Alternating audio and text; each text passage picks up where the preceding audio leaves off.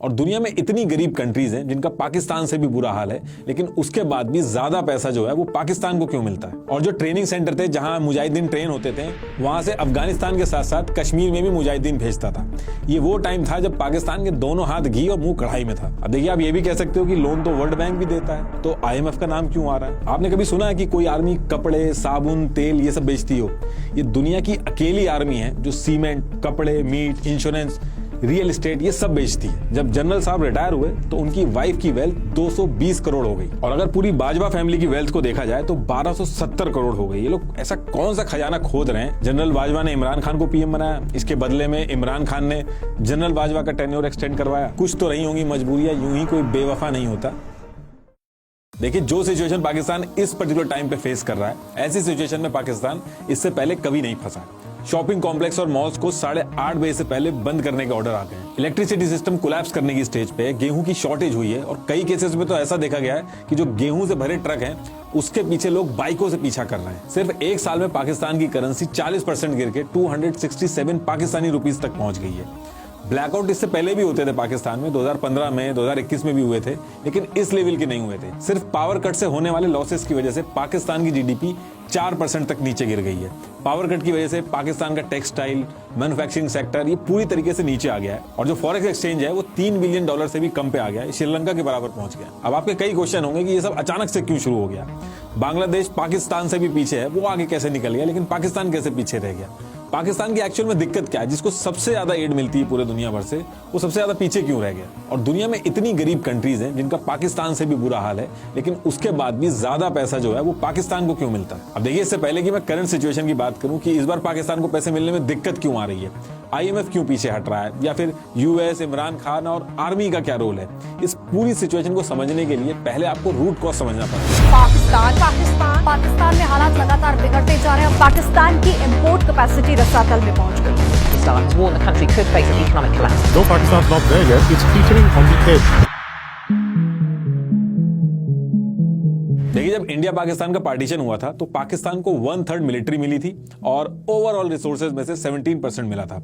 ये जो डिटेल्स मैं बता रहा हूं, ये पाकिस्तान के एक ऑथर हैं हुसैन हक्कानी, इन्होंने भी ये चीज कंफर्म कर रखी है। जो मेजर इंडस्ट्रीज थी वो टोटल 921 थी, उसमें से सिर्फ 34 पाकिस्तान के हिस्से में आई थी। तो उस पर्टिकुलर टाइम पे जब पार्टीशन हुआ था तो जो इकोनॉमिक कंट्रोल था वो इंडिया के पास था। RBI उस टाइम पे पाकिस्तान का भी सेंट्रल बैंक था और इंडिया का भी, लेकिन कंट्रोल इंडिया के हाथ में था। इंडिया का जो टोटल कैश बैलेंस था वो 400 करोड़ था, और ये डिसाइड हुआ था कि इस 400 करोड़ में से 75 करोड़ पाकिस्तान को दिए जाएंगे।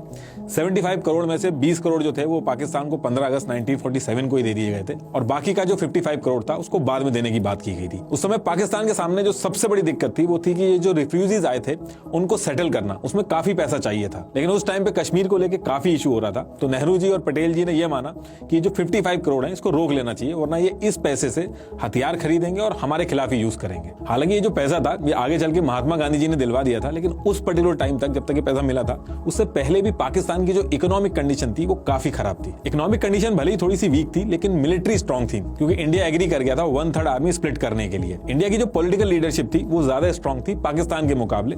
इंडिया की तरफ से नेहरू जी, गांधी जी, सरदार पटेल जी मल्टीपल स्ट्रांग लीडर थे। वहीं मुस्लिम लीग में सिर्फ जिन्ना के बाद कोई और स्ट्रांग लीडर आया ही नहीं। जिन्ना की डेथ के बाद ना तो जिन्ना के लेवल का कोई पावरफुल नेता आया और ना ही मिलिट्री ने आने दिया, क्योंकि जो टेम्परेरी कंट्रोल मिला था पाकिस्तान की आर्मी को वो काफी इंजॉय कर रही थी। पाकिस्तान आर्मी को इस टेम्परेरी कंट्रोल की ऐसी आदत लगी कि उसके बाद 29 PM बने। आज की डेट तक एक भी PM ऐसा नहीं है जिसने 5 साल अपने पूरे किए हो। किसी को मार दिया गया, किसी का तख्ता पलट कर दिया गया, इतने बड़े बड़े पॉलिटिशियंस को मारा गया। आज तक इनकी एक भी एजेंसी ये नहीं पता लगा पाई कि PM को मारा किसने है। इमरान खान जो थे, इनको रैली में गोली मार दी गई, ये आज तक नहीं पकड़ पाए कि गोली चलाई किसने। बिना किसी बड़े हाथ के ऐसा पॉसिबल ही नहीं हो सकता कि किसी के बारे में पता ही नहीं चल रहा कि इनके PMs को मार कौन रहा है, इनके बड़े बड़े नेताओं को मार कौन रहा है। कुछ केसेस में तो लॉ को अमेंड किया गया ताकि जो पूरा कंट्रोल है वो पाकिस्तान की आर्मी के हाथ में आ जाए। इन कुछ चीजों की वजह से पाकिस्तान की जो आर्मी है उसका कंट्रोल पाकिस्तान के ऊपर शुरू से ही रहा है, और ये आगे चल के एक बहुत ही बड़ी प्रॉब्लम बनी है, वो भी आपको आगे समझ में आ जाएगा। देखिए, किसी भी कंट्री को ग्रो करने के लिए पैसा तो चाहिए ही होता है। पाकिस्तान के सामने भी यही दिक्कत थी कि उसको ग्रो तो करना ही था, लेकिन सीधे सीधे इकोनॉमिक डेवलपमेंट मुश्किल था, क्योंकि उसके लिए पॉलिटिकल स्टेबिलिटी और पेशेंस चाहिए होता है, प्रोडक्शन और एक्सपोर्ट करना होता है। तो पाकिस्तान की लीडरशिप ने इसके लिए नए नए जुगाड़ निकाले और इसी एफर्ट्स में उसको दिखा यूनाइटेड स्टेट ऑफ अमेरिका और उसकी मिलिट्री नीड्स। पाकिस्तान को उस पर्टिकुलर टाइम पे रियलाइज हो गया था कि यूएस का साउथ एशिया में कोई दोस्त नहीं है और उसको सोवियत यूनियन को कंट्रोल करना है और इसके लिए उसको पाकिस्तान की जरूरत पड़ सकती है। तो इसमें उसको एक मौका दिखा। पाकिस्तान ने अपने आप को यूएस का फ्रेंड दिखाया और इसके बदले में उसको मिली फॉरेन एड। लेकिन क्वेश्चन है कि ये फॉरेन एड दी क्यों गई? देखिए, आज की डेट में आप देखते होंगे कि इंडिया के अंदर बहुत सारे यूएस के कॉल सेंटर्स हैं। यूएस के एम्प्लॉयर्स वहां के एम्प्लॉयज को छोड़ के इंडिया से बंदे हायर करते हैं। ऐसा इसलिए क्योंकि एक यूएस सिटीजन की सैलरी काफी ज्यादा होती है, उसकी जितनी भी लायबिलिटी होती है वो यूएस के एम्प्लॉयर की होती है।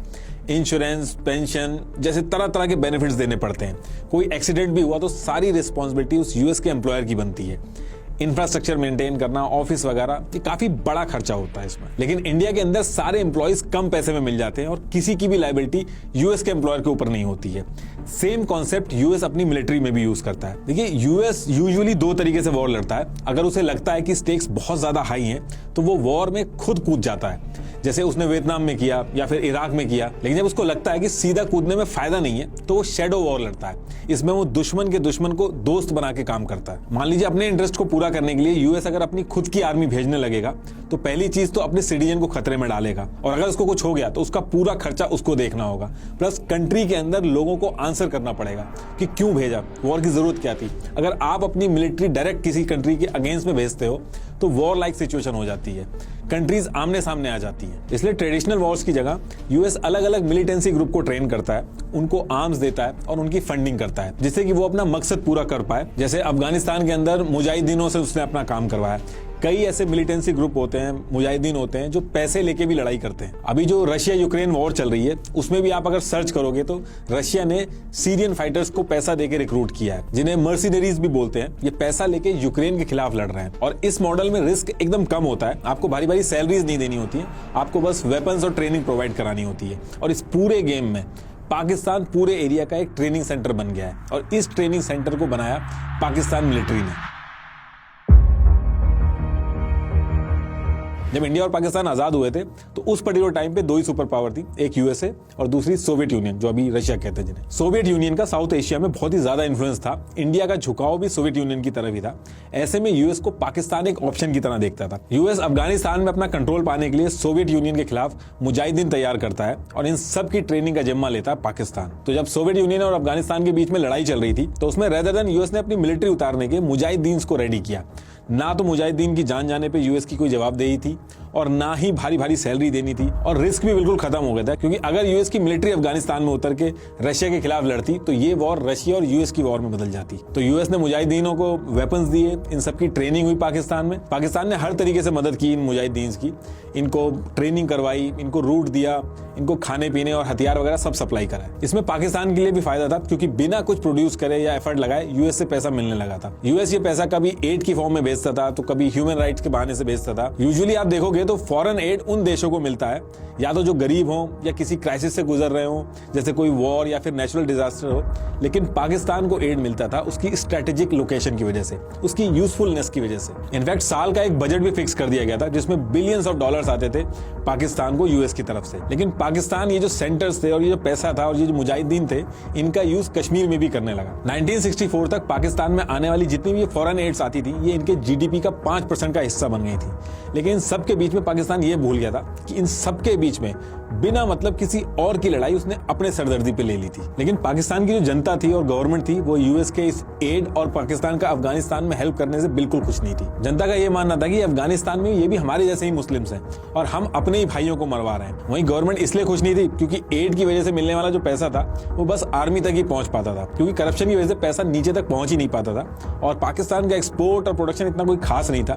इसलिए लोगों की जो गालियां होती थी वो पाकिस्तान की गवर्नमेंट को मिलती थी। लेकिन पाकिस्तान की इकोनॉमिक सिचुएशन फिर से खराब तब होती है जब अफगानिस्तान वॉर 1989 में खत्म हो जाती है। ये जो मुजाहिदीन यूएस और पाकिस्तान ने मिलकर ट्रेन किए थे, ये अफगानिस्तान की सरकार को गिरा के तालिबान का राज हो जाता है वहां पे। ये उसामा बिन लादेन वगैरह ये सब यूएस ने उस टाइम पे ट्रेन किए थे और सोवियत यूनियन को बाहर करके यूएस का काम ऑलमोस्ट पूरा हो गया था। ये जो बातें मैं बोल रहा हूँ, ये जो पाकिस्तान के प्रेसिडेंट रह चुके परवेज मुशर्रफ, इन्होंने भी बोली है और ओपनली बोली है। इंटरव्यू अभी भी पड़ा इनका यूट्यूब के अंदर। अफगानिस्तान वॉर के बाद अमेरिका को पाकिस्तान की जरूरत नहीं थी। अब इस चीज का आप अंदाजा इस चीज से लगा सकते हैं कि 1989 1999 में यूएस ने पाकिस्तान को सीधे सीधे $452 मिलियन की एड दी थी, जो 1998 तक घट के $5.4 मिलियन रह गई थी।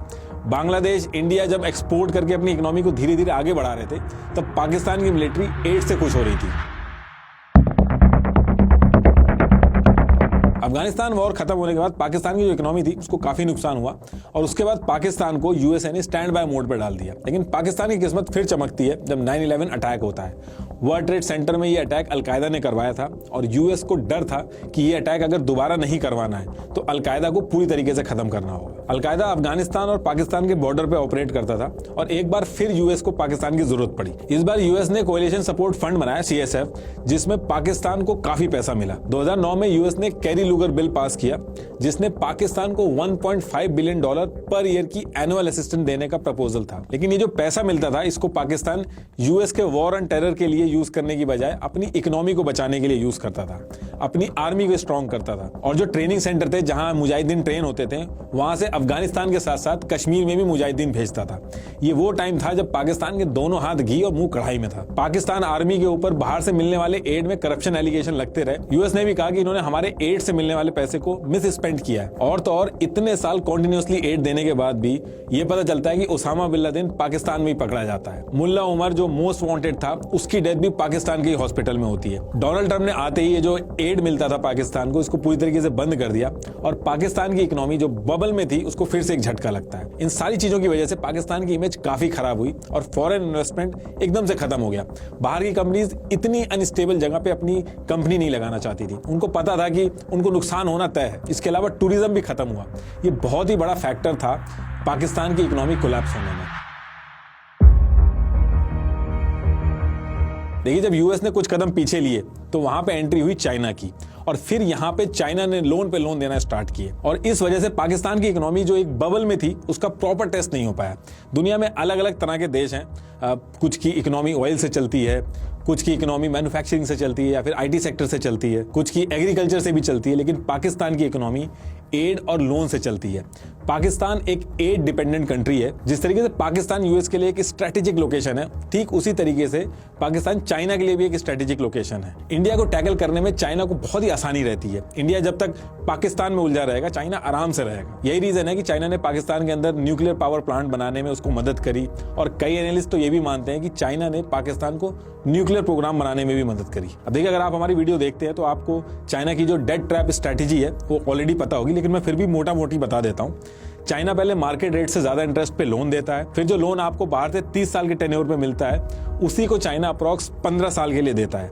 उसके बाद जिस चीज के लिए चाइना लोन देता है, मान लीजिए वो कह रहा है कि आपकी कंट्री में हम पावर प्लांट बनाएंगे, तो बनाने से लेके हर चीज में चाइनीज वर्कर और कंपनीज होती हैं। तो जो पैसा वो लोन देते हैं वो उसी देश से कमा के एक बिजनेस करके निकल जाते हैं और ऑन पेपर पे वो लोन एज इट इज बना रहता है और लोन का जो इंटरेस्ट है वो बढ़ता रहता है। इनके क्लॉज में ये पहले से ही मेंशन करवाते हैं कि अगर लोन नहीं दे पाए तो वो जगह चाइना की हो जाएगी। इसी तरीके से श्रीलंका का जो हम्बनटोटा पोर्ट था वो चाइना के पास पहुंच गया। फिर इन्हीं सारी स्ट्रेटेजिक लोकेशन का यूज करके ये उस एरिया में रूल करते हैं। अब आप कहोगे ये जो स्ट्रेटेजी आप बता रहे हो ये तो बच्चे बच्चे को पता है, तो पाकिस्तान के जो लीडर हैं, मिलिट्री है, उनको नहीं पता होगी। तो देखिए, आपने कहावत सुनी होगी कि कुछ तो रही होंगी मजबूरियां, यूं ही कोई बेवफा नहीं होता। तो ये क्या क्या मजबूरियां रही हैं इनकी, जब मैं अभी आगे IMF की बात करूंगा तो उसमें समझाऊंगा आपको। देखिए, चाइना ने पाकिस्तान के साथ मिलकर अपने belt and road initiative BRI के under China Pakistan economic corridor CPEC 2015 में बनाना शुरू कर दिया और ये ग्वादर में भी एक पोर्ट डेवलप कर रहा है और जितना पैसा चाहिए चाइना बहुत ही आराम से दे रहा है और पाकिस्तान भी खुश है कि IMF से लोन लेने में बहुत ही ज्यादा झिकझिक होती है और चाइना बहुत आराम से दे रहा है।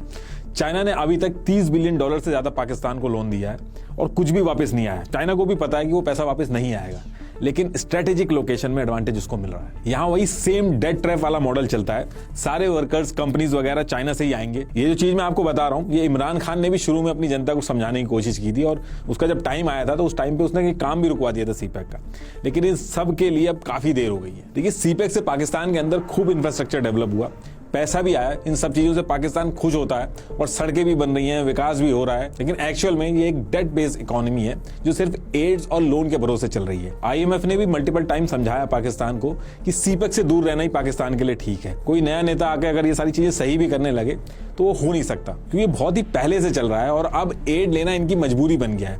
जनता वरना पीएम को ही गाली देने लगेगी। इसको ऐसे समझ लीजिए किसी के पास मल्टीपल कार्ड है, वो बस इस क्रेडिट कार्ड की पेमेंट उस कार्ड से कर दे रहा है, कभी दूसरे कार्ड की पेमेंट किसी तीसरे कार्ड से कर दे रहा है। इससे EMI तो बचा ले रहा है वो, लेकिन एक्चुअल में उसकी प्रॉब्लम सॉल्व नहीं हो रही है। कर्जा उसके ऊपर उतना ही है, बल्कि इंटरेस्ट और बढ़ रहा है। सेम इसी कॉन्सेप्ट पे पाकिस्तान की इकोनॉमी भी चल रही है। कुछ प्रोड्यूस नहीं कर रहे हैं, एक्सपोर्ट नहीं कर रहे हैं, बस लोन लेते हैं और उस लोन को चुकाने के लिए एक और लोन लेते हैं। यही रीजन है कि आप देखोगे कि किसी और कंट्री के लिए बेगर वर्ड यूज नहीं होता है, पाकिस्तान के केस में यूज किया जाता है। इनके खुद के पीएम ने ऑन रिकॉर्ड बोला है कि beggars can't be choosers. Beggars can't be choosers.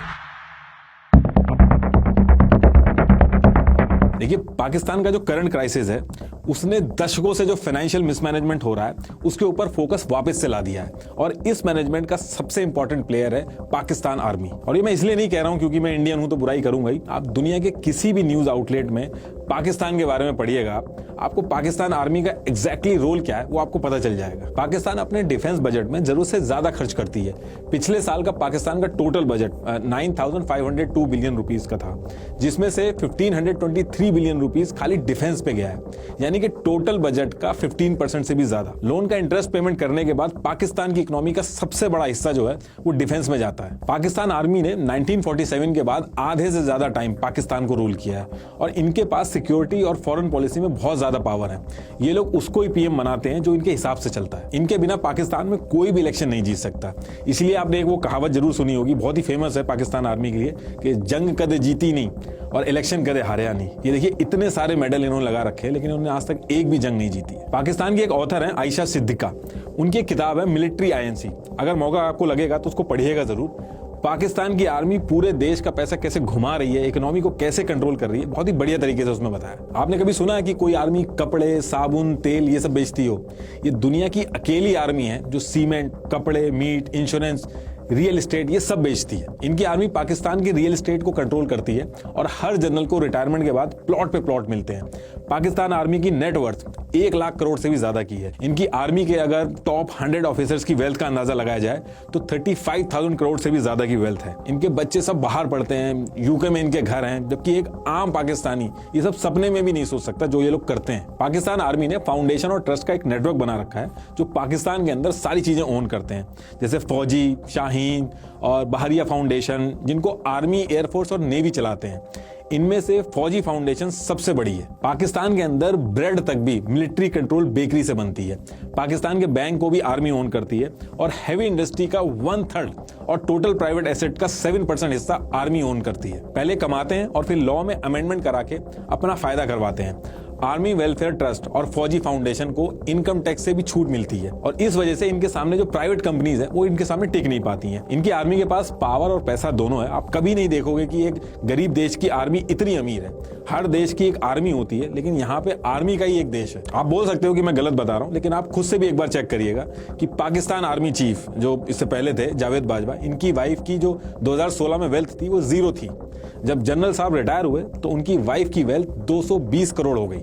उनकी वाइफ इतने टाइम में ऐसा कौन सा बिजनेस कर रही थी कि उनकी वेल्थ इतनी हो गई। और अगर पूरी बाजवा फैमिली की वेल्थ को देखा जाए तो 1270 करोड़ हो गई। ये लोग ऐसा कौन सा खजाना खोद रहे हैं जो इनकी वेल्थ इतनी ज्यादा हो गई है। सैलरी जोड़ दो आप, उसके हिसाब से इतनी वेल्थ नहीं बैठती है, लेकिन उसके बाद भी इतना पैसा आ कहां से रहा है। तो आप थोड़ा सा भी कॉमन सेंस लगाओगे तो आपको पता चल जाएगा कि कुछ तो गड़बड़ है इसमें। लेकिन ये सारी चीजें क्वेश्चन तब हो पाएंगी जब मीडिया ये सारे क्वेश्चन लेके आए। लेकिन मीडिया और सुप्रीम कोर्ट वगैरह हर जगह इनका कंट्रोल है। मल्टीपल ऑब्जर्वर्स का ये मानना है कि अगर पाकिस्तान की इकोनॉमी को ग्रो करना है तो इकोनॉमी में पाकिस्तान आर्मी का रोल जो है वो खत्म करना होगा।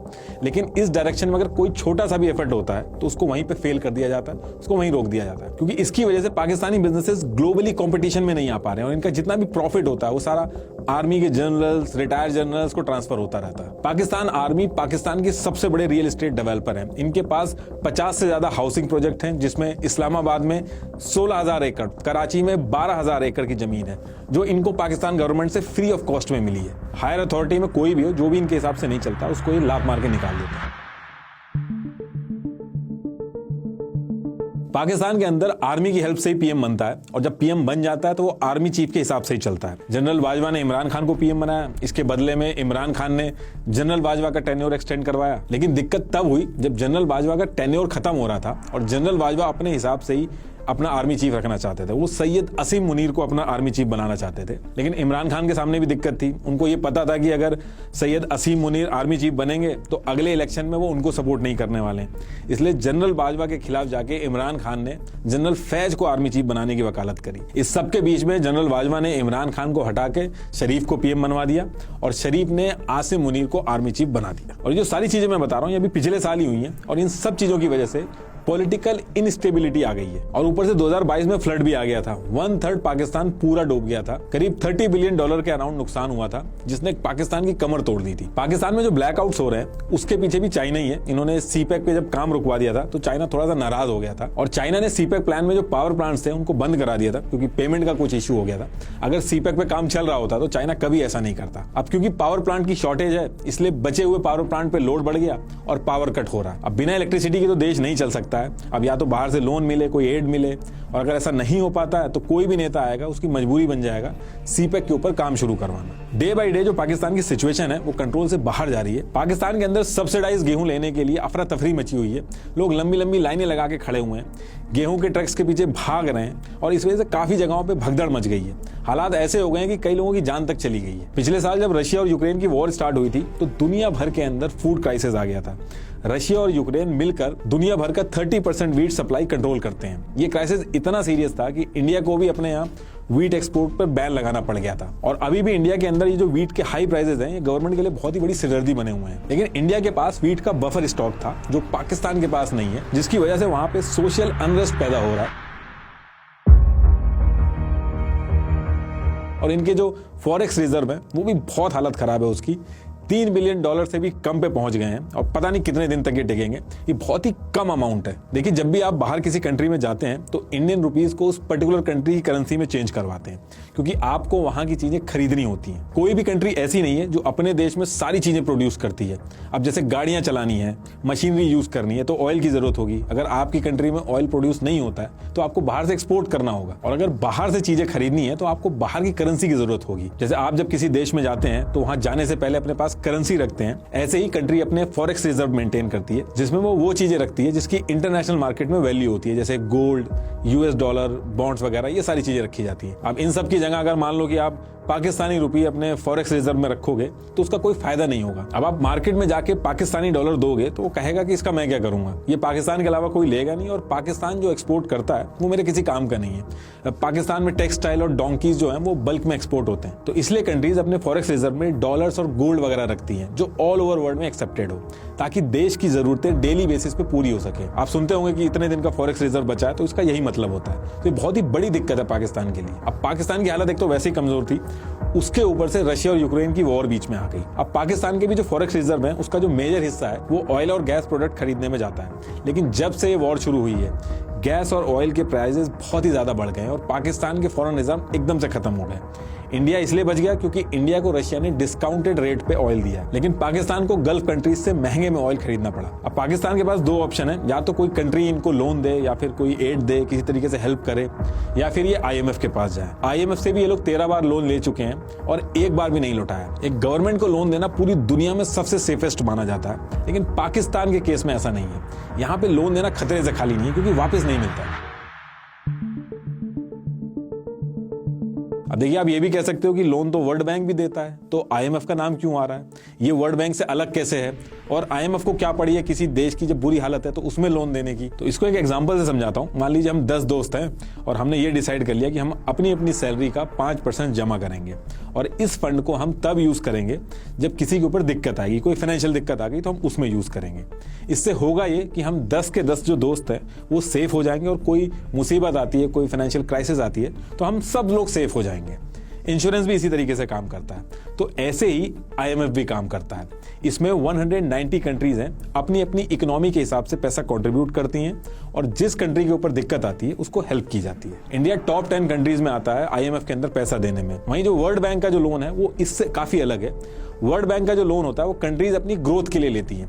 मान लो मेरी एक कंपनी है, अब मैंने सोचा कि कंपनी को ग्रो करना है, मुझे बाकी सिटीज में भी ले जाना है, उसको आगे बढ़ाना है, तो इसके लिए जो मुझे लोन मिलेगा वो वर्ल्ड बैंक से मिलेगा। और अगर मैं किसी मुसीबत में फंसता हूं तो वो IMF वाला कॉन्सेप्ट चलेगा, IMF से लोन मिलेगा। कई डेवलप्ड देश भी वर्ल्ड बैंक से लोन लेते हैं, जैसे इंडिया ने लिया था, लेकिन ये ग्रोथ के लिए मिलता है। जैसे इंडिया ने $245 मिलियन का लोन लिया था, वर्ल्ड बैंक से लिया था इन्होंने रेलवे के प्रोजेक्ट के लिए। अब रेलवे से जैसे जैसे इंडिया कमाएगा वो उसको वापस कर देगा। ये एक तरह से बिजनेस के लोन की तरह काम करता है। वही IMF की एंट्री तब होती है जब किसी कंट्री का बुरा टाइम चालू होता है, और IMF जो लोन देता है उससे पहले शर्तें रखता है कि लोन तो देंगे, लेकिन उससे पहले अपनी कंट्री में आपको कुछ चीजें चेंज करनी होगी। और IMF एक साथ लोन नहीं देता। अगर आप एग्जाम्पल के तौर पे मान लो कि 1 लाख रुपए हैं, तो उसको वो 2-3 साल में धीरे धीरे करके देगा, और वो तब देगा जब आप उसके बताए हुए रूल्स फॉलो करोगे। जैसे पाकिस्तान के अंदर IMF ने ये सारे रूल्स फॉलो करने को बोले हैं, लेकिन पाकिस्तान ने ये जो रूल्स हैं वो फॉलो नहीं किए हैं, और IMF इस बार इनको काफी परेशान कर रहा है लोन देने में।